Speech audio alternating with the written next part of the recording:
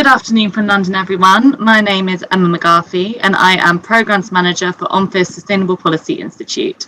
And it is a great pleasure to welcome you to this panel discussion on circular economics as a response to the climate crisis, and whether the current model of GDP growth needs to be re-examined to achieve net zero and ensure more sustainable economic activity and the limiting of consumption. So today we will explore the role that the circular economy can play in mitigating climate change and driving a just transition to net zero. We will touch upon topics such as life cycle assessments, how to measure impact and mitigation along supply chains, the opportunities that are involved, and how to adopt circular business practices. And so I'm delighted to have our panel of experts joining us to discuss this. Today we have Vivek Pavak, who is Director and Global Head for Climate Business at the International Finance Corporation. We have Otsu Manninen, who is Senior Economist in the Financial Stability and Statistics Department, Bank of Finland. We have Shiva Dastar, who is Head of Division of Innovation Finance Advisory at the European Investment Bank. And we have Diane Menville, who is Executive Director and Head of ESG at Scope Group. So welcome to you all. We'll begin with some opening remarks from the speakers before having a discussion amongst ourselves, and then we will open up questions to our audience. So please do insert your questions into the Q&A function, and we will come to them. It would be fantastic to hear from you, and we do encourage you to ask our panelists questions. So let me come to you first, Otso, just to set the scene on the work that the Bank of Finland is currently conducting in the circular economic space, and what you would define as being circular economics. Over to you. Thank you, Emma.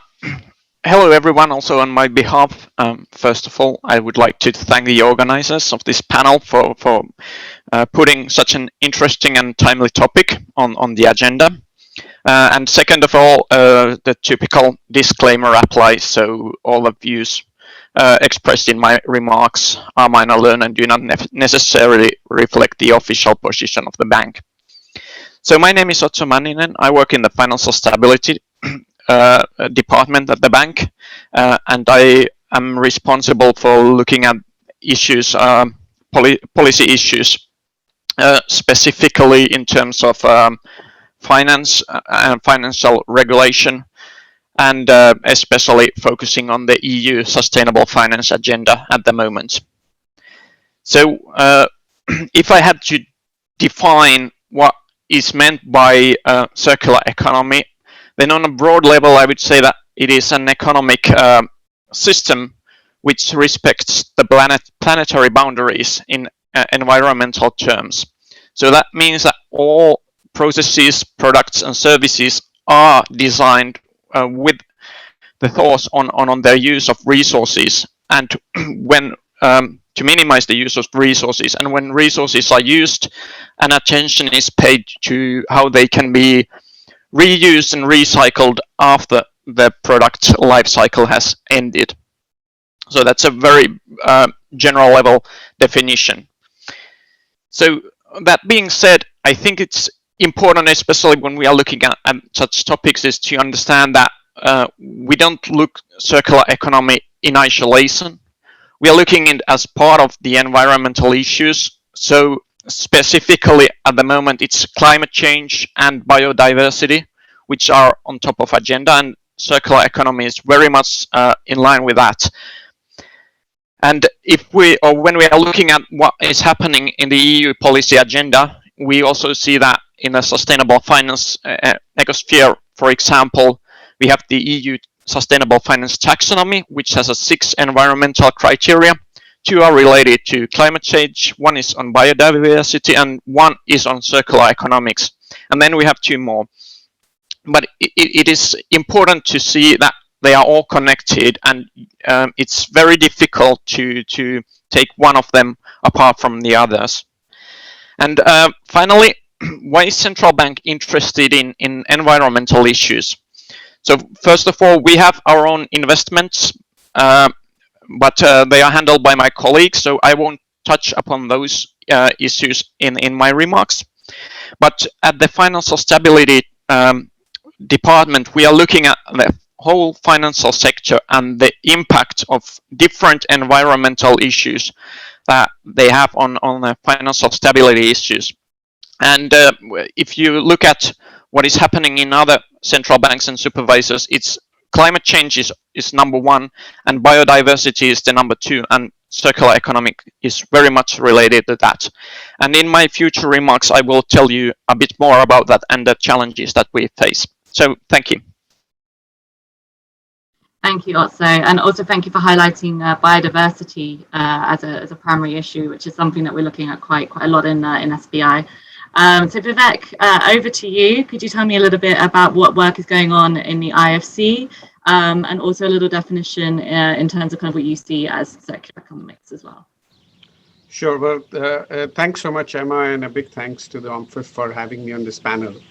I mean, this is a topic which is close to my heart for different reasons, but it's to do with one day I found out my mercury levels were very high. And then I sort of started tracking why it happened, and I figured out it was because I'd been eating a lot of fish to be healthy, but the fish was eating a lot of plastic. And so it's so that's how I really got into this. But I think just to step back a bit, I think the good news is that I think there is very little doubt in most people's mind, at least from the private sector, that the circular economy makes good business sense.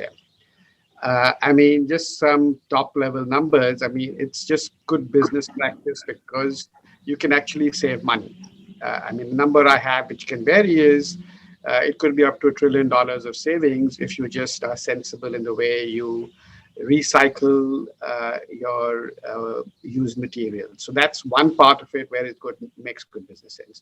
Now, from a climate perspective, it's an absolute no-brainer because it's two things. One is that the less you produce virgin plastic or anything that's new, typically the lower the carbon emissions, one would argue. The second point is that you need landfills to be able to dispose of anything that is not biodegradable or is not compostable, which means typically you could be polluting the soil, your groundwater could be getting polluted, and you need place, you need land. So that costs money. Land is a scarce commodity today.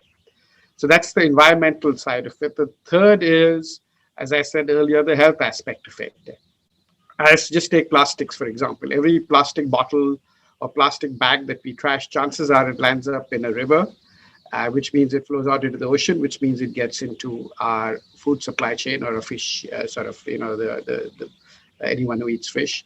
And that has broader implications because you're really talking about an entire sector, people living on coasts, right? Coastal communities being impacted.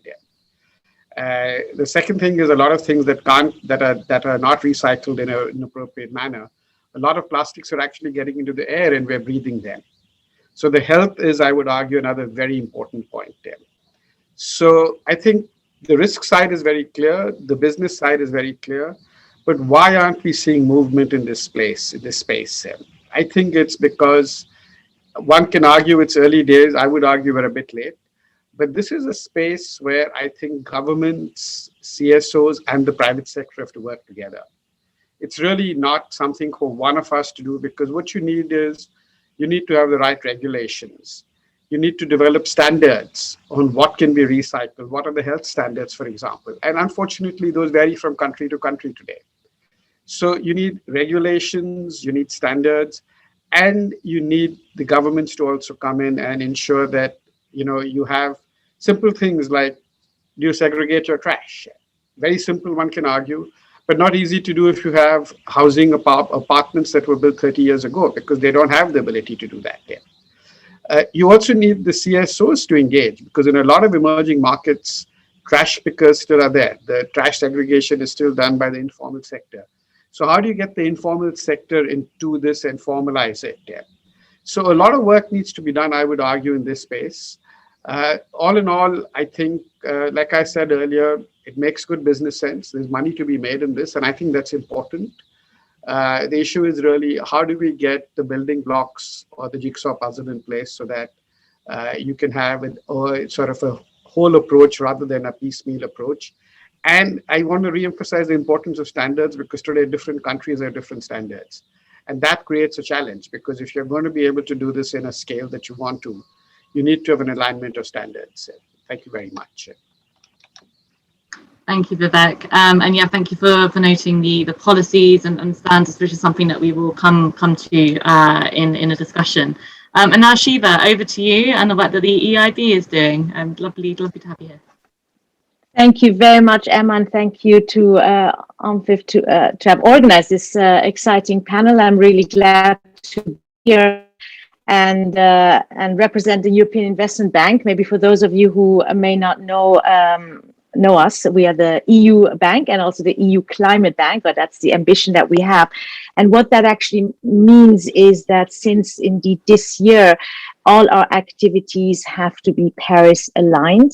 We are targeting a 50% of our financing by 2025 to be going towards climate action and environmental sustainability, and to mobilize 1 trillion of other investment through our action. The reason I'm saying that is, if you look at such an ambitious roadmap, circular economy is going to be a key pillar to that. However, it is still, I would say, more of a niche activity if you look at the volumes of business that we're doing in circular economy, which over the last 5 years have been roughly 2.7 billion. And a lot of it being in supporting technology companies, so smaller tickets, higher risk activities. And we have not yet gone into that sort of mode where we are really sort of embedding major infrastructural projects with circular components. And I think this is where we see really now the next big wave of activities, hopefully.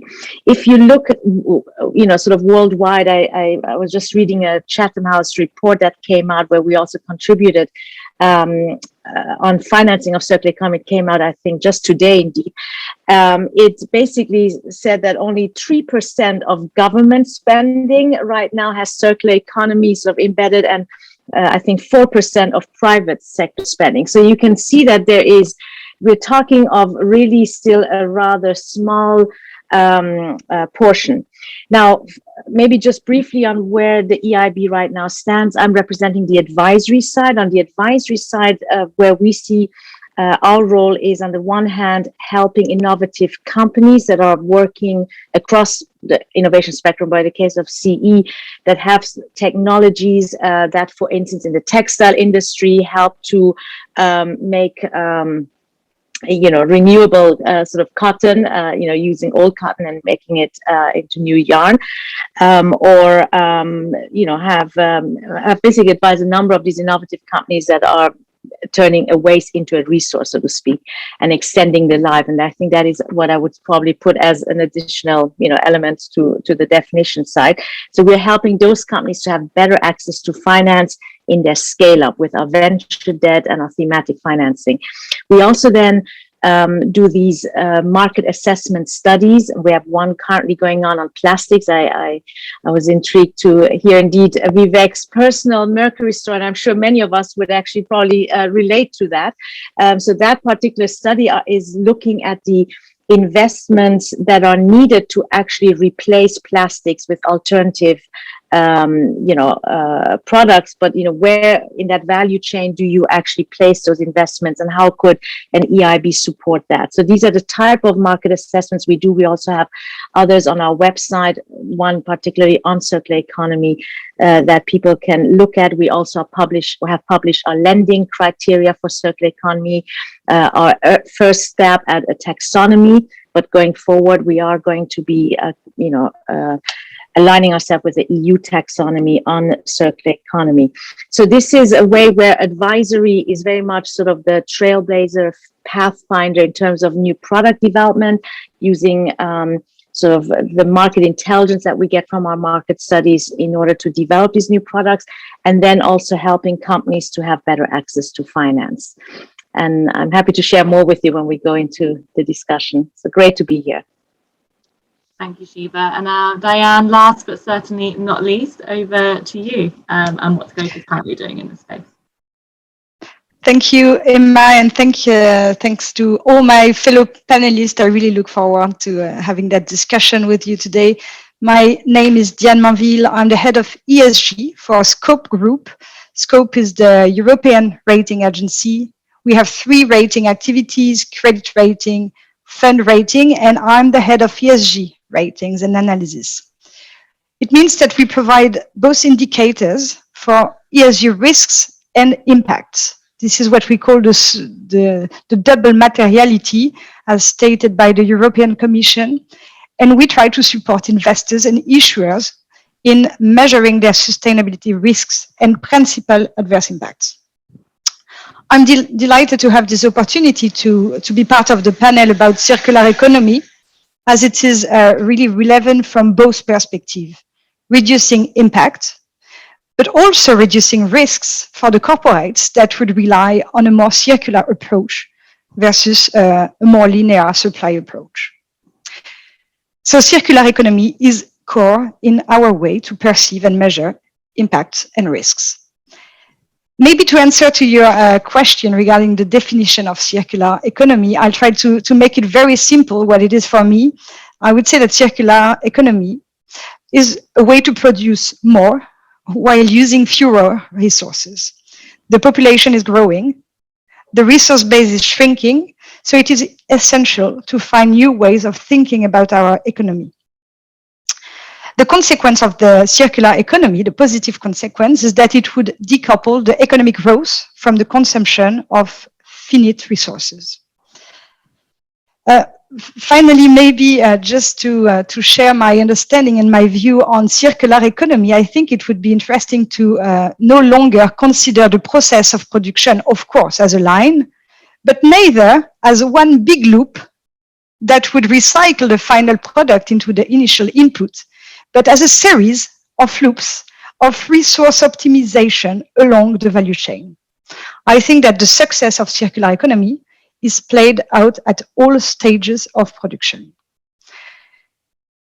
Very quickly, as a rating agency, circular economy is considered as a mitigation action for corporates that already have implemented such efforts. So we use the information provided by corporates to estimate how they reduce their externalities. So first, we measure externalities based on sectoral approach, and we integrate circular economy into a way to reduce their externality.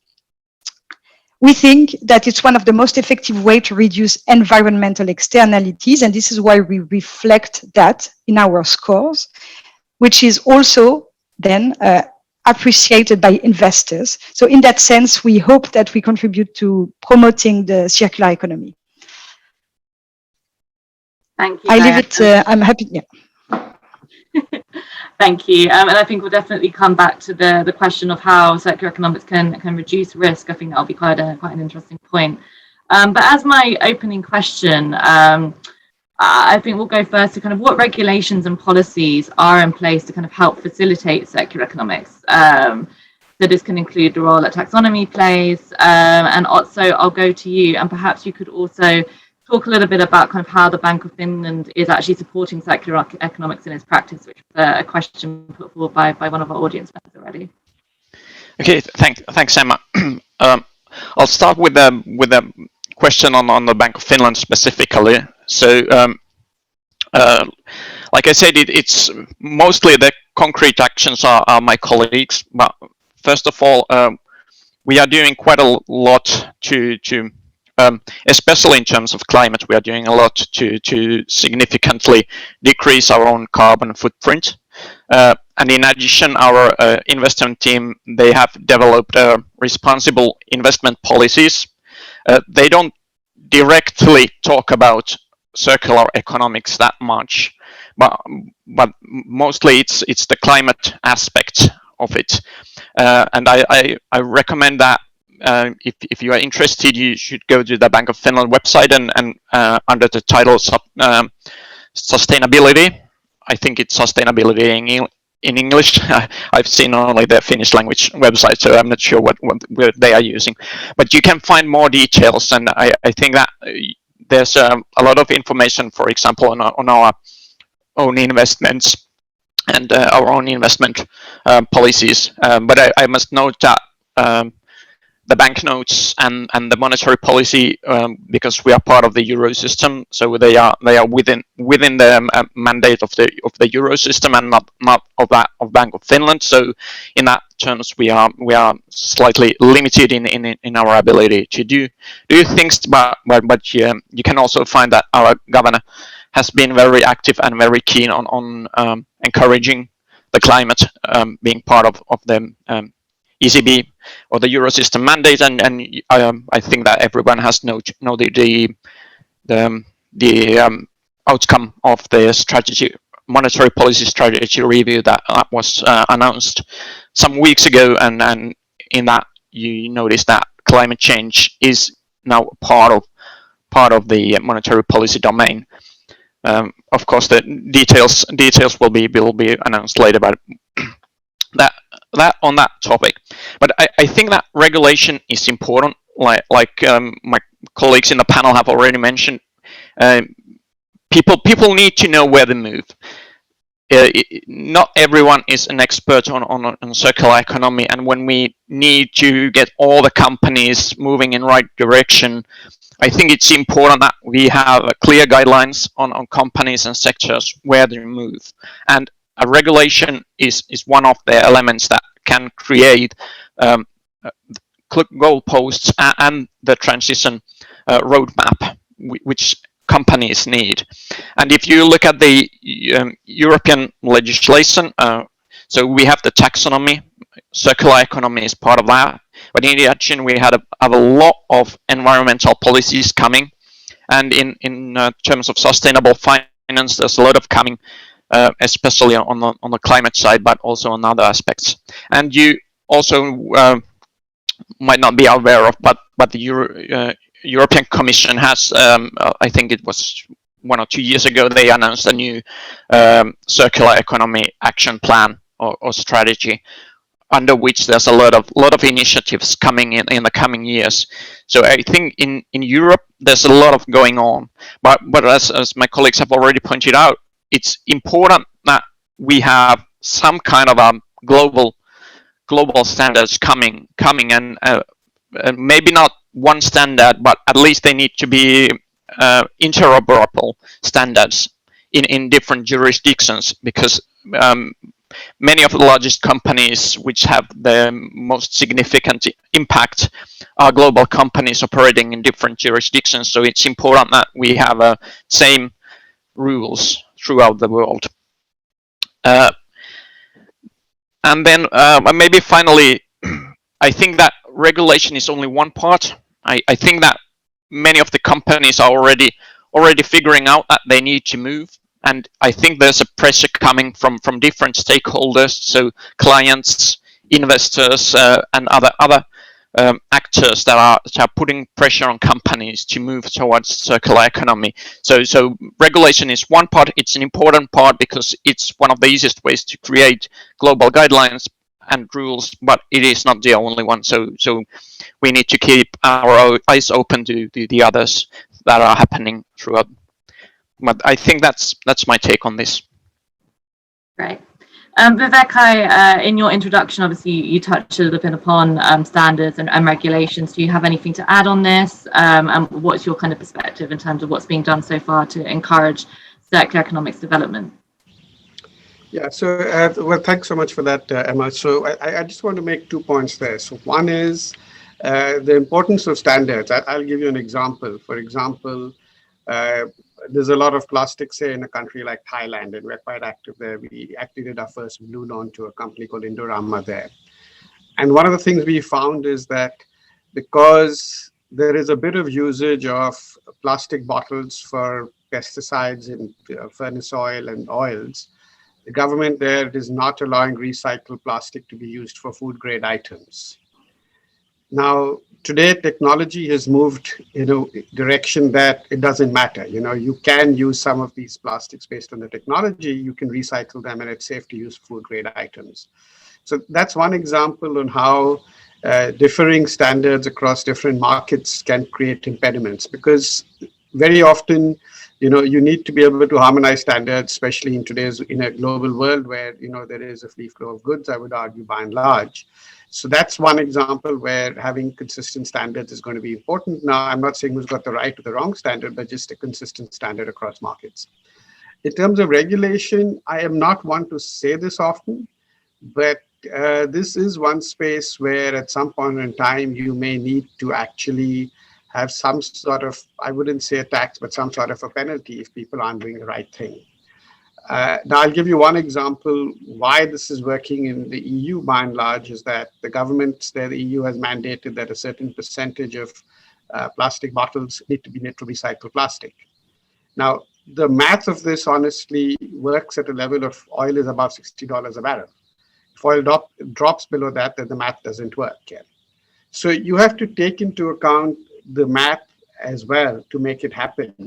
And like with everything else, what we've seen is when you're starting out on this journey, a lot of things may not seem viable at first. And the best example we have in front of us is solar energy. At one point in time, tariffs for solar energy were about 26 cents. Today, in many markets, they're down to between 2 to 3 cents. So it's just a huge drop. So as we start to socialize this concept more and popularize it, I think we're going to see costs coming down. And as costs come down, I think the viability goes up. And that's really where the government has to play a key role to try and figure out a way so that costs come down. Even if initially sometimes, the math may not make sense just for something like plastics. The other area I want to talk about really where I think we're going to see a lot of activity is electronic waste. Most of us buy a phone every couple of years. So there's a lot of electronic waste out there. And the governments have to come and step in to mandate it. For example, we've got a client that operates across, it's a German company called Alba that operates across Asia. But the way I got to know them is when I used to live in Hong Kong, they actually had a facility to recycle all electronic waste, which is, not electrical and electronic, white goods, refrigerators, washing machines, televisions, computers, everything. And this is really where governments have to come, and this is a public good. Now, for Hong Kong, it makes a lot of sense because land is scarce. Where do they dump all this? The challenge is in many markets, land is available today, but it will become scarce. So that's really, again, where governments have to come in and, come up with some sort of mechanism to, for want of a better word, subsidize it. And the third area where I think you need regulation is waste to energy. The challenge we have with waste to energy today is that the electricity utility wants to know the tariff, and costs haven't yet come down by and large if you're doing it so that you can minimize carbon emissions, which is what you'd like to do. The municipality, which is managing the waste, is looking at it as a way to manage waste and reduce the amount of waste going into landfills. So you need to get a meeting of minds there. So one is the municipal government, whose objective is here, and the other is you've got the energy or the electricity utility that is looking at a way to get lower tariffs.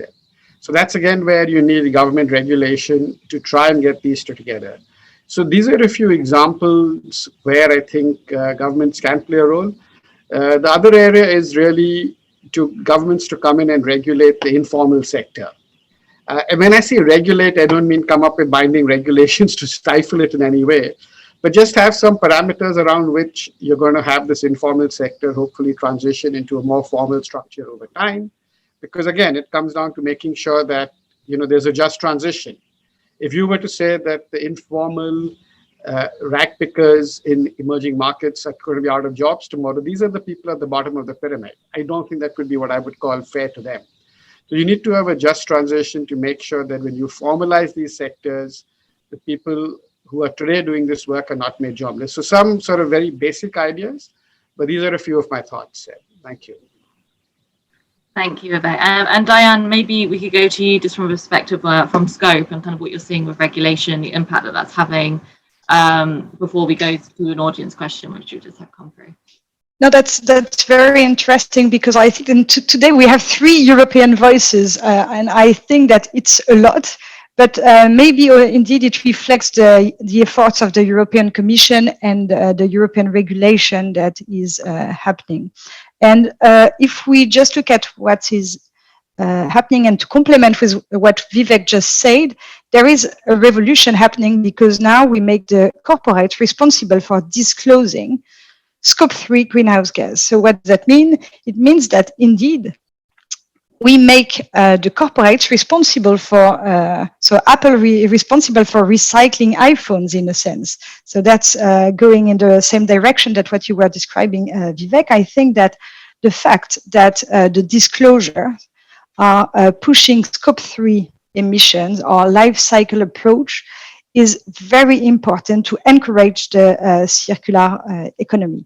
So the European Commission is pushing on disclosure. And again, I think that for corporates being judged on the Scope 3 emissions, it means that they will look for the most effective suppliers, regions, which will promote circular economy. So I think it may create some drastic changes in the supply chains. And another, in addition to the disclosures, I would like to mention, and also already did, but the importance of the EU taxonomy and how circular economy is core and one of the future objectives, but it's already part of the delegated act, because the do not significantly harm already include some considerations regarding circular economy.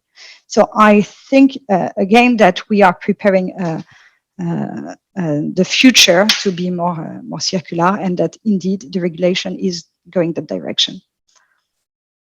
Good. So yeah, we've had a question come through from the audience. So Adriana Tiscay, who's saying that from her understanding, circular economy principles will apply differently to various industry sectors. So this is circular economics, not the general scope that we're talking about in this conversation. So what could be the value of circular economy principles on various economic sectors in a country?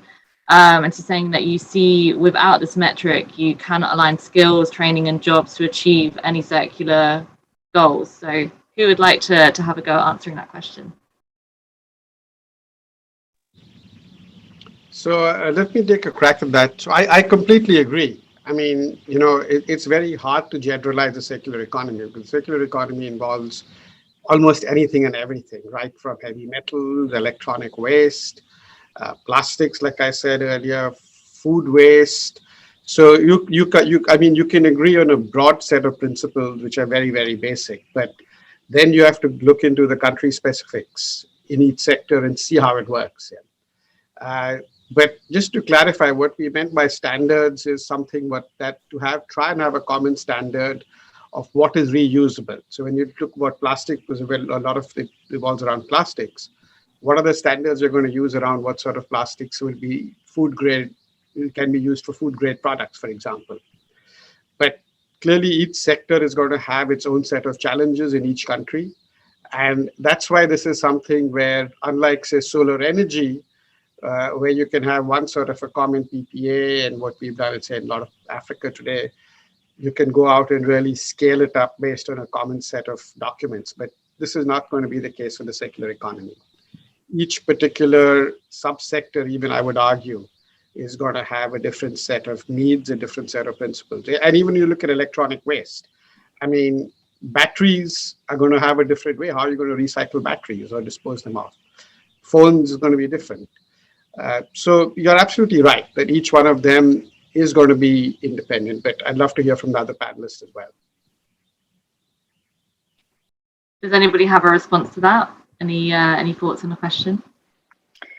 Perhaps I think Vivek very much reflected also the way we see it. I think what has indeed been both an opportunity and a challenge, I think, from a financial institution perspective, is that it is cross-cutting, transversal, very much of a mindset. I mean, basically what we came to within the EIB, what we realized relatively early on, that this requires a mindset change, and not like the more typical EIB approach, which would be, okay, let's like look at it sector by sector and bottom up, but really kind of create a bit sort of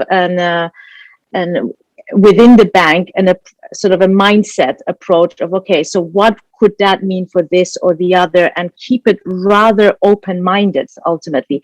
I think as we become, however, more aware, and I think the awareness is really critical of what circular economy could mean, and gain the knowledge and the expertise, then it is so important that the various sector experts, as projects come in, and use sort of also that technical expertise, both within the bank and outside, to bring in circular features into projects, because it is very much something that is that can actually be applied across the board and in so many different ways. So, and within the EU as well as outside the EU for very different perhaps reasons.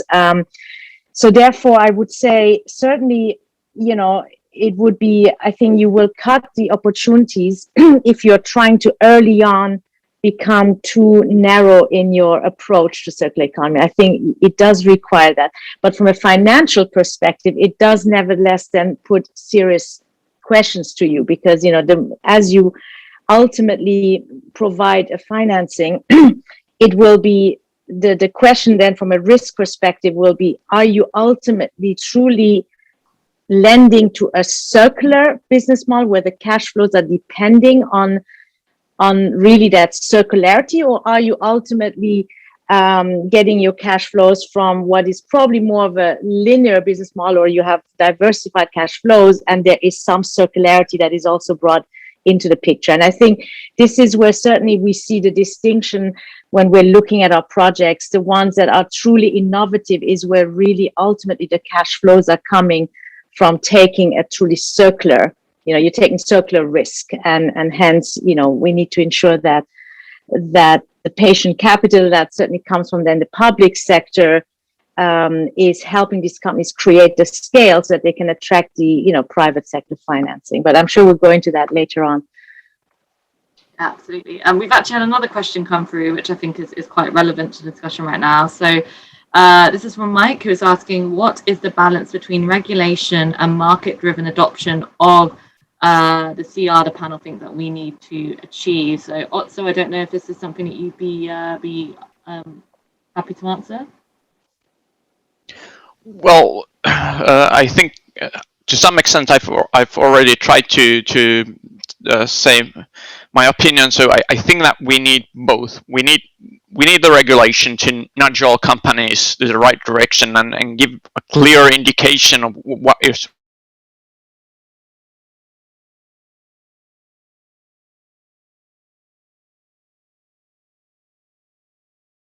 I think we might have lost Otso. Would anybody else like to have a go at answering a question while we wait for him to come back?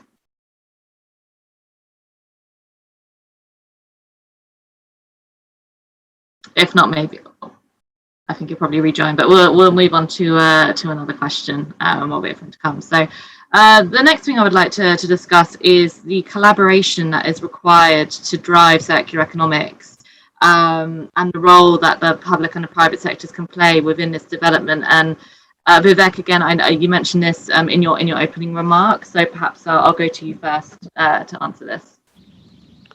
Yeah, so I think, I just picking up on what I said earlier, that this is really a space for the public, private sector, plus I would say the CSOs and NGOs have an important role to play. And so it's really about explaining to governments on the benefits of this, which I think is taking some doing. Some governments are getting there. And therefore really getting them to come up with the right set of reforms, regulations, and sometimes a carrot and stick approach. How do you reward people for, and this is somewhat behavioral, one can argue. It's about thinking about it a bit differently. Yeah.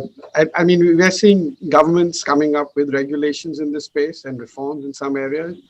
But like I said, just sort of understanding the impact that plastics are going to have is going to be important. If you're a coastal country with a lot of beaches, it's going to impact your economy because eventually it's going to lead to a decline in tourism, for example. Similarly, I think each sector has to be looked at differently and regulations have to come up sector by sector. I think country by country is what we need. Now, what we would like to do, obviously, is to try and see where you have similar challenges in similar marketplaces, whether you can harmonize some of these regulations so that, we all learn from each other and don't start reinventing the wheel. But a lot of it is not even regulation, it's also behavioral. It's, to ensure that, it's a very basic concept that people in emerging markets, your trash is still not segregated in all countries. Yeah. How do you get governments to mandate that that must be done? How do you ensure that that's happening in the correct way? Because if it's not happening appropriately. So, and a lot of this, I would argue, also involves educating the population at large. And that's something I would want to emphasize, because very often all of us focus at the big picture, talk to the governments, have the right regulation in place. But if you go away from the industrial sectors, if you come into the consumer waste sectors, you cannot make it succeed unless and until people's behavior changes and people understand the impact of this. Yeah, absolutely. Shiva, do you have any perspective on this? Yes, perhaps on the public-private, I mean, one way perhaps to sort of maybe look at it is by looking at a case, potential use case, which would be developing circular cities, or making cities more circular as part of greening them and reducing the CO2 emissions. So I think if you look at it from that perspective, you can then see how critical that public-private collaboration will be to get there. So we discussed obviously regulation and the incentives in both rewarding positive behavior and but also having the right taxation to reduce the negative behavior. But if you then look at cities, you have the whole area of procurement, which is something that governments can, or the public sector can really use quite well as a pull mechanism to get more circular business models, circular businesses, into the activity. So, in the case of cities, it would be that, for all these procurement calls that they have, that they would ultimately ensure that, put it in the terms of references that you have to bring in some circularity. And you need to think also wider beyond what we now talk about of, the resources and so on. Think of digitalization, the data, how critical data will be ultimately in order to actually, bring more circularity. So, I mean, if you therefore take a systemic approach, let's say as a city, from a city perspective of how maybe the gathering of data, in your procurement could actually ultimately help to develop more circular business models down somewhere in the value chain. This is the sort of thinking that needs to come in. And then thirdly, on the financing, and this is again where public-private is so critical, I guess one thing we haven't discussed is, we're talking of circular, of the new thing, and hence always intrinsically we think it is the riskier part. I would certainly put it that we need to make sure that we also understand, there is a really a reflection needs to be done from a risk assessment. I'm happy that we have the rating agency perspective here, and we need to have the big rating agencies also to look at it, because ultimately the linear risks, the risks in the linear business models are underestimated, and and the circular ones are very often perhaps perceived as very high. And equally the benefits. So the circular benefits in terms of giving resilience and reducing supply chain risk are not fully captured. And on the linear risks, unfortunately, and I think the pandemic has shown, a lot of the supply risks are really under reflected. So therefore, on the one hand, the public-private sector needs to, there's obviously room for blending in order to de-risk the private sector to come into circular, business projects. However, you could also, I think the more we become aware of the risk dynamic and a potential whole new way of looking at risks, you may actually see that increasingly, just like with climate risk, there will be a much more proactive, or people may want to come into the circular business models because they're actually reducing the risk as a hedge to the stranded assets, risks and the supply chain risks that they have in their current linear investments. So, but I know this is going to further, but this is where the public-private is so critical. That's great. And Diane, do you have a response to that? And maybe this can tie in with your opening remarks where you mentioned kind of how circular economics can actually help with risk mitigation. And yes, it'd be great to kind of hear your perspective on all of that. No, absolutely. And this is something that we have built at Scope. We work on analyzing the impact of corporates and their supply chain. So we always analyze direct and indirect impacts. I'm talking about impacts, but as just mentioned, of course, for risk, it is also key. So to give you an example, we make some climate stress tests. We use the NGFS scenarios, the Network for Greening Financial System, and within that scenario, we stress the corporate, but also its supply chain. And what we observe, if I take, I don't know, Volkswagen, for example, and the transition risk, what we will see is that we'll have an impact by 2050 on their revenues by maybe 1%, while the impact on the supply chain, the value of the supply chain will suffer by 3 to 4%. So the consequences of the climate stress will be observed much more within the supply chain than within the corporate itself. So by separating the direct and indirect risks, we acknowledge that the importance of the supply chain, and of course the circular economy, by changing all habits and by reusing some part of the materials, will modify drastically the supply chain. And as I was mentioning earlier, also the regulation, because there is that obligation now to disclose on the scope 3 emission, corporates may look for optimization also of their greenhouse gas emissions, meaning that they may finally change and choose one supplier instead of another, because they know that they better reuse the water, better recycle aluminum. So that's going to definitely change the risk perspective. Maybe also just for the impact measure, because again, I think it's key to distinguish. The problem is, and maybe you wanted to talk about it later, but it's also data. Because when we try to understand the effect and how to integrate the positive impact of circular economy on corporate, we need data. We need to measure things as a rating agency. And to measure the efficiency of circular economy, we need indeed to understand that effectiveness, the efficiency of the circular economy, but then we need to reinject within the corporate.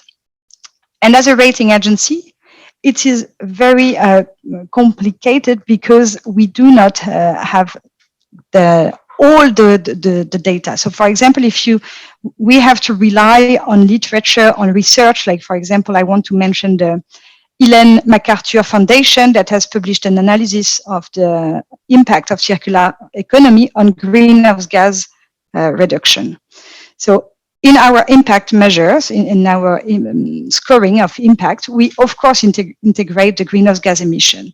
And we need to understand where the industry sits in terms of emitting greenhouse gas, and then how corporates play a role and try to do better than their sectors. And to measure that efficiency, we also need that kind of analysis like the Ellen MacArthur Foundation one, or probably IFC's one, and all the international institutions, because they estimate that, for example, by applying circular economy to 4 materials, steel, cement, plastic, and aluminum, we could reduce by 45% the greenhouse gas emissions of those sectors. So for us, it's a way to integrate the efficiency of the circular economy instead of just having an indicator, yes, we recycle aluminum or we reuse plastic. This is something that we need. We need measures and we need data. Yeah, I think that's an excellent point. Also, do you have any perspective on this from a central bank point of view, or a policy point of view? And also just kind of on this point of analysis, so what type of analysis is being conducted to measure circular economics? How is this being achieved, and what is the role of data, and how can we kind of bridge those gaps? Yes, and first of all, my apologies. I'm not at the office, and it seems that my internet connection has some issues. So hopefully there will be no more issues later on. I'd like to highlight the type of analysis that we are doing. So we are looking at financial stability analysis, which means that we take the whole financial sector. We look at all the loan portfolios of the bank, or all the investment portfolios of the pension funds, or something, a very broad category of different type of investments and lending. And then we try to analyze the underlying companies. So for example, we take all the companies in a bank loan portfolio and look at the CO2 emissions in that portfolio. It seems that my kids are on the backyard running. Hopefully they don't bother us too much. But we look at what's in the portfolio and what type of companies, what they are doing. And even when doing climate analysis, which is basically the simplest analysis to be done, because you can find actual carbon footprint of companies. You get scope 1, scope 2 emissions, even scope 3 for many companies or sectors. But compared to it's very difficult even for climate, and then comparing to circular economics, like we've already discussed, you cannot have one indicator. The difference between sectors and industries is larger for circular economics than for carbon footprint, and you cannot use just one measurement. So it's very, very difficult, and I'm not aware of that any supervisor or central bank has been able to do that. There's analysis on climate. There's some initial analysis on biodiversity, but the impact from circular economy, I think at the moment we are running into trouble with the suitable data, that we don't have that type of data available. And that is one of the things that we have been quite vocal in different compositions on trying to promote, that we need disclosure on different issues. So I think that EU is doing great in that terms, but even then it might be too little too late to actually help. But I'm confident that we will have better situation for analysis, and I'm confident that within the coming years, if not us, then somebody will be able to do actual meaningful analysis on different aspects of circular economy, and not just on the climate or on biodiversity, but on much broader scale. And I think that will help the financial institutions to align their portfolios and invest and lend to companies that are much more in support of the circular economy. Dan, do you have any response to that, and also going back to this data and how to bridge these data gaps? No, I fully agree with what has just been said, and maybe I can add some information. We are not there yet in terms of data to reintegrate the efforts of corporates using circular economy, because we are not even there yet just to disclose and measure just greenhouse gas emissions scope 3, while we have been focusing on climate change, while this has been the focus for a long time. We are at a stage where even if we look at, I think we analyzed the 2,000 largest companies by market capitalization within scope to see how they were disclosing the scope 3 emissions. And we found that more than 3/4 of the companies studied disclose no information at all. So we had only 23% disclosing greenhouse gas scope 3 emissions. So that gives you a sense of what we have in terms of data coming from the corporates. So there is a huge gap, not only in measuring the efficiency of circular economy, but also in understanding where the corporates are in terms of greenhouse gas emissions, which has been the focus of everybody for years. So in terms of data, that's very complicated. And this is why we have to rely a lot on proxies, for example, at Scope, just to estimate the Scope 3 greenhouse gas emissions. We use some macroeconomic data. We use the OECD databases to try to understand all the processes that are required to make one product or one service. We have to work with proxy because, again, disclosures, not even for circular economy, just to observe where we are not at a satisfying level yet, but indeed the regulation is pushing in the right direction. Good. We've had another question come through from the audience. So Mike again is asking, in terms of focusing on recycling as a starting point, what intervention is required on primary resource extraction to encourage circular economy? And I think, Vivek, that might well be a question for you. Well, I don't think I have an answer for that, but I mean, see, you know, I remember a very interesting conversation a couple of weeks ago on, it wasn't the circular economy, it was on chemicals. And we were under a lot of pressure saying, why does IFC do work in chemicals? Then I had to remind the audience that almost everything you touch, feel, wear has some element of chemicals in it. So let's understand that we cannot do away with extracting minerals. Now, one of the things we need to bear in mind is as long as there's economic growth, demand for resources is going to continue increasing. But, you know, there is a lot of talk now about how do you wean yourself away from coal-fired power plants. And although that's not circular at all, so don't get me wrong, but I'm just trying to make an analogy.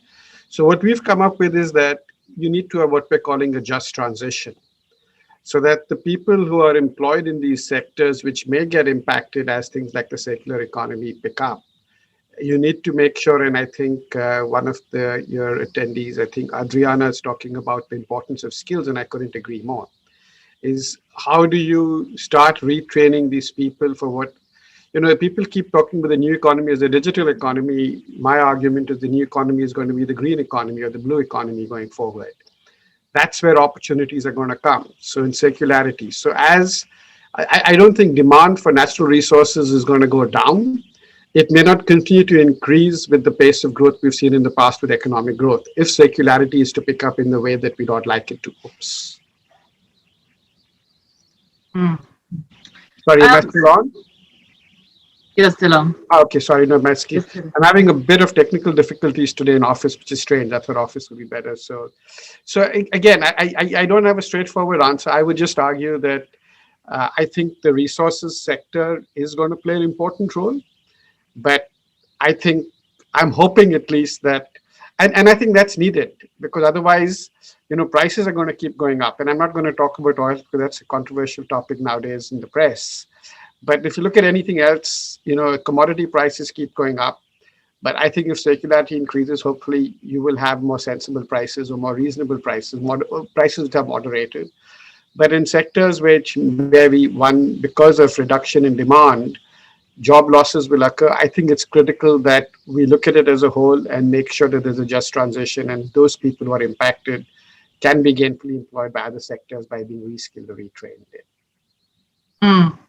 Yeah, I think that ties into my next question quite well, which is kind of to achieve this redistribution within and between economies. And as we change business models and value chain, how does this work with kind of funds that have been granted for, say, just transition and recovery from the crisis? Vivek, I'll go to you first because you just answered that previous question. And Steve, I'll go to you after that.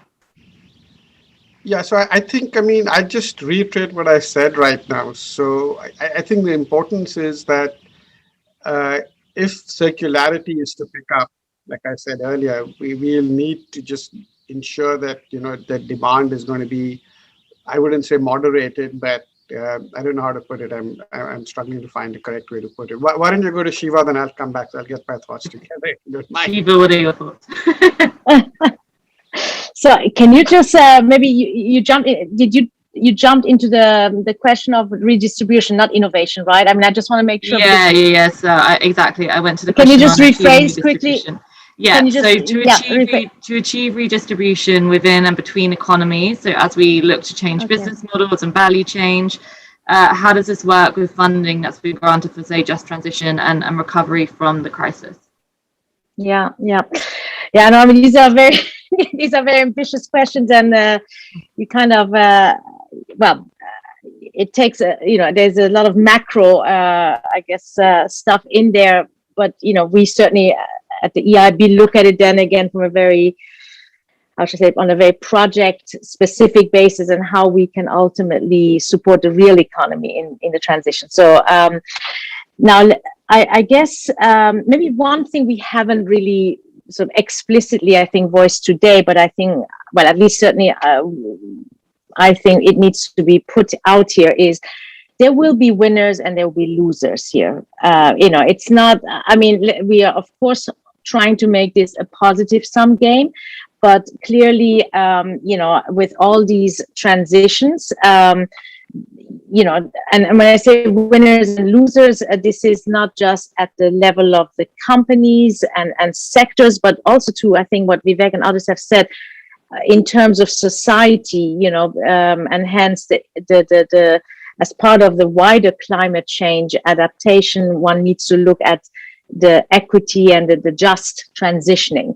So I think we need to very much see to what extent can circular economy bring in, be inclusive and capture ultimately or in the design, because a lot of what we're looking is ultimately how do we redesign the economic system, and therefore, if you then start with the mindset that there's a lot of inequality, it's not perfect the way it was, this gives you actually an opportunity to redesign it for actually a better distribution of resources and perhaps new skills and a real economic benefit. I think this is the other main thing that I would highlight, which very often gets lost maybe in all of this, which is ultimately, and I know there have been a lot of various studies by all sorts of experts on the economic benefit of circular economy. I mean, the fact that it is actually has economy in its circular economy, we're not talking of something that is this is ultimately to help the resilience and to help us make make money, so to speak, and do it, however, in a sustainable way. So embedded is a very, I think, the opportunity and the opportunity to redistribute things. And I guess, therefore, when you look at it then from the perspective you had now put, the question is, how do you do it in a way that, enables, and I think this is where we are heading, circular economy means different things to different countries, ultimately. So for the countries that are right now that are, for instance, I mean, let's maybe look at a very concrete example in the textile industry, right? I was mentioning that we have recently supported a company in the textile industry that is actually developed a technology that helps to use old clothes and turn it into new yarn, so that you can actually localize production of clothing, and instead of using the cotton, new cotton, you use basically, used clothes. And now this will have, of course, repercussions on the countries that actually were producing the clothing.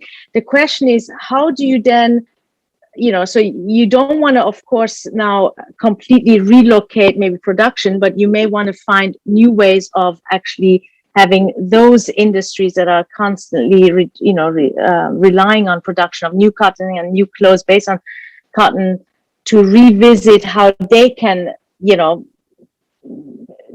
come into the value chain in a different way, whilst having perhaps the textile industry in European countries to be actually much more localized, because that's what we're trying to accomplish with circular economy, to reduce, these major complex supply chains that are, creating all these linear models.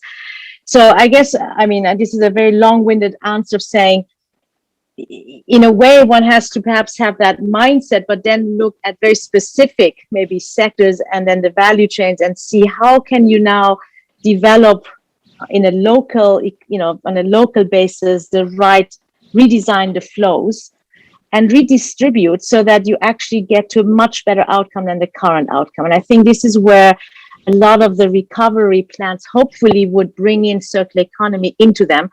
My take is right now it's not happening as far as I can tell. We're not using in the building back better circular economy concepts sufficiently into the recovery program. So I think this is it would be a wasted opportunity if it doesn't happen. But that is unfortunately what I see, at least in the markets that I'm operating, mainly in the EU. Right. So let me jump in here, Emma, with a slightly different perspective, and I'm always want to get into a good debate. So I'm looking at it slightly differently. One is more from a perspective of countries that are rich in mineral resources, and demand for those mineral resources, I don't say will go down, but may not increase at a pace that they've done in the past with economic growth there. Because demand, if you're truly being circular, hopefully you will be consuming less as you produce more. And then the question is, how does that country, which has relied on these mineral resources for the past 50 years, how are they being compensated? I don't think, at least in my view, I don't think enough thought has been given to that as yet. But what we are seeing is people are waking up to this fact. And I've had at least one of my client countries come to us and say, okay, if this happens, what's going to happen? If, coal is being phased out over the next 20 years, what's going to happen to my coal mining industry? And therefore, a lot of these countries are now saying, can we get the manufacturing closer here? Because of, they're trying to see whether they can create right incentives to attract manufacturing back to their economies here. What I'm not sure I would like to see happen is that manufacturing moves from emerging markets, which is where we operate and which is what they're supposed to do, out into different markets, because it's just simply, I don't think, there's a lot of talk today about that happening, but the math doesn't make sense. Unless, and this is a question I'm reading from Mark, he's talking about taxation, but I'm also looking at the opposite if there are massive subsidies coming in. So, if I'll go into Mark's question, if you don't mind. Personally, I'm not a big believer in taxation to drive people's behavioral change, because there's always taxation can be used differently, sometimes just to protect markets. And we've seen that happen, where you say you want to have a tax for X, but in reality, what you're doing is you're trying to protect your market. And if you believe in free market forces, I certainly agree with Mark that we need some sort of either a financial incentive or disincentive temporarily. And that's critical for us. It should be temporarily, because this should be taking care of a market distortion, which should eventually be equalized. So there is so when we look at certain, and I talked about waste to energy. So that space may need not taxation, and I don't want to tax other sectors of the energy in the energy sources, the energy mix, but you may need temporarily some amount of subsidies or blended finance to either de-risk some of these sectors to get more private capital to scale them up, or costs don't make sense today. And I'll come back to solar energy, solar farms, which didn't make sense from a pure economic perspective 25 years ago, but today they make a lot of sense in most countries. So I would like to look at taxes and de-risking capital or subsidies with the same lens. But again, to reiterate, these should be temporary until the market picks up. But eventually, I'm a big believer that market forces need to come into play, and you should not have artificial sort of subsidies in there. Also, do you have any perspective on this concept of kind of what do you see as taxes and subsidies being used to drive up circular economy? Yes.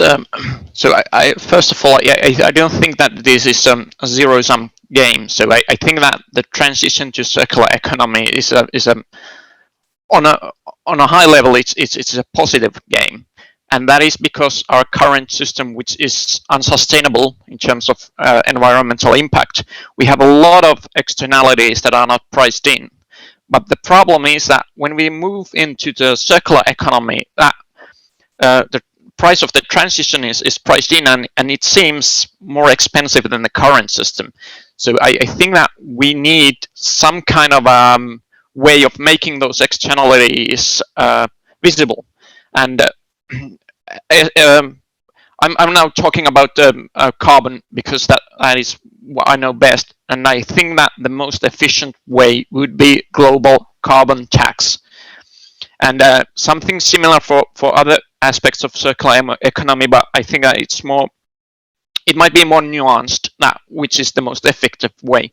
But in addition to taxation, I think that what Vivek was already suggesting is that in addition to taxation, you have very important question of how you spend that taxation.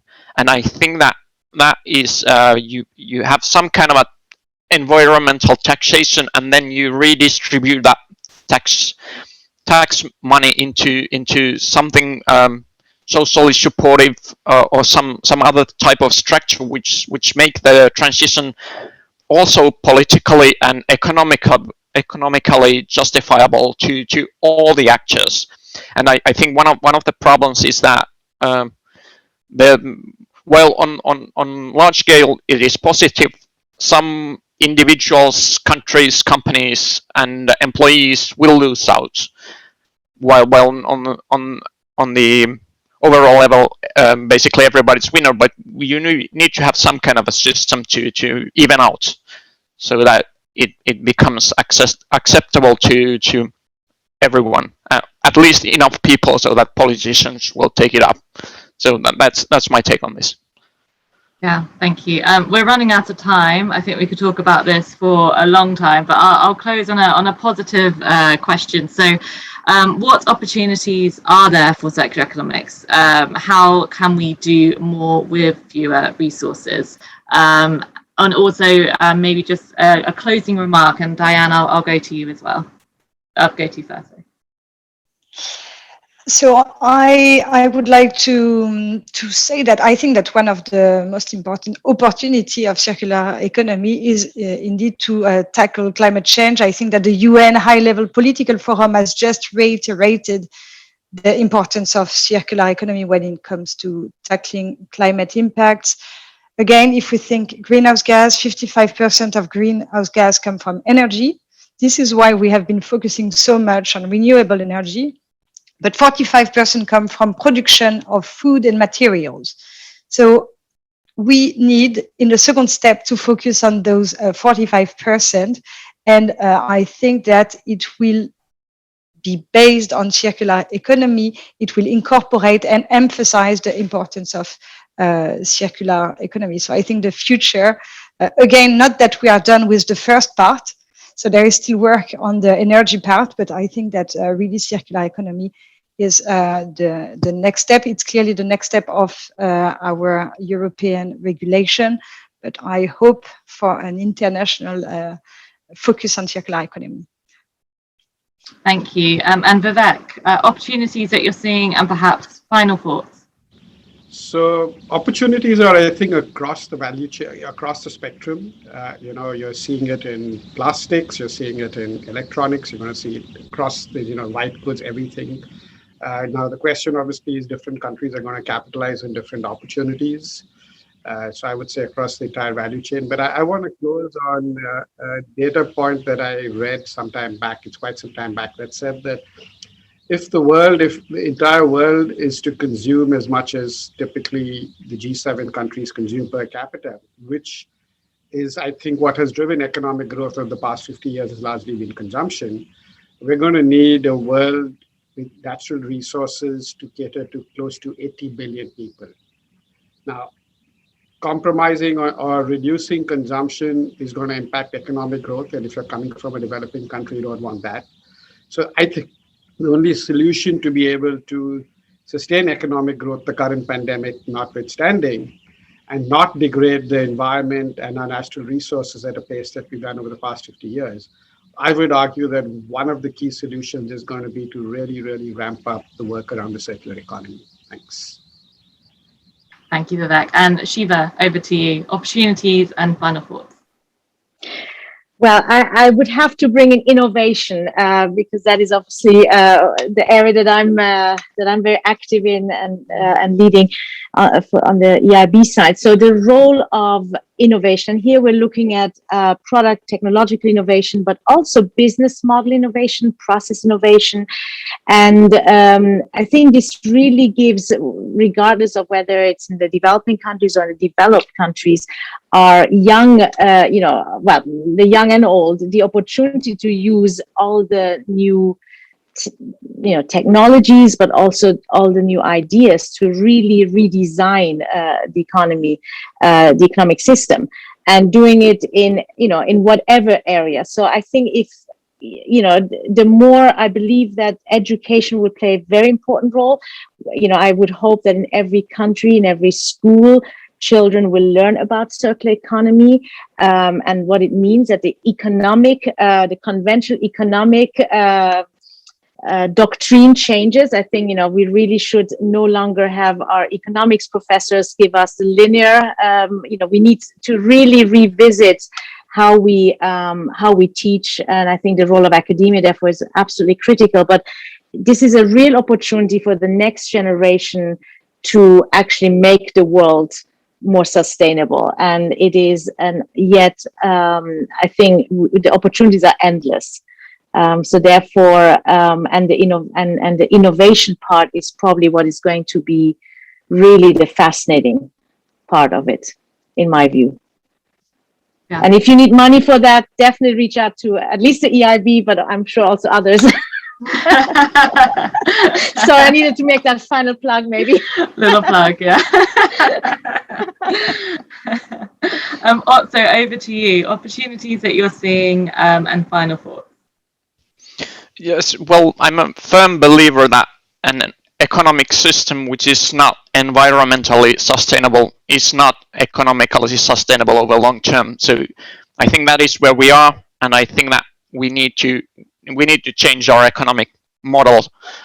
And I think that the transition to a carbon neutral circular economy would bring out a lot of opportunities to socially also make things better across the globe. So I am hoping that we will take up this opportunity and transition to a better economic model. Thanks. Brilliant, thank you. Well, we're definitely over time now, so thank you so much to my panelists for joining and for such an engaging and interesting discussion. I hope our audience enjoyed it. Yeah, thank you so much. Have a lovely afternoon.